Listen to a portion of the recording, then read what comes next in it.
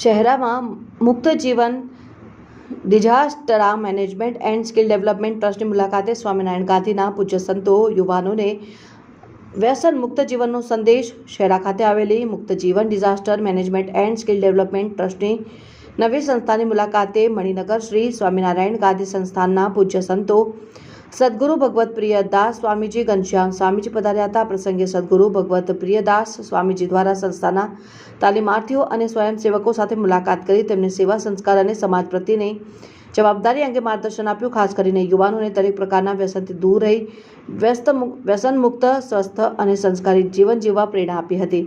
સંતોએ જણાવ્યું હતું કે વ્યસન વ્યક્તિ, પરિવાર અને સમાજ માટે હાનિકારક છે. યુવાનો પોતાની શક્તિનો ઉપયોગ શિક્ષણ, સેવા કાર્ય અને રાષ્ટ્ર નિર્માણમાં કરે તો સમાજના સર્વાંગી વિકાસમાં મહત્વનું યોગદાન આપી શકે. કાર્યક્રમ દરમિયાન સંસ્થાના પ્રતિનિધિઓ અને મહાનુભાવોએ સંતોનું સ્વાગત કરી તેમનો આભાર વ્યક્ત કર્યો હતો અને સમગ્ર કાર્યક્રમ આધ્યાત્મિક અને પ્રેરણાદાયી વાતાવરણમાં સંપન્ન થયો હતો. પંચમહાલ જિલ્લા બ્યુરો ચીફ જાવેદ બાપુ, શહેરા.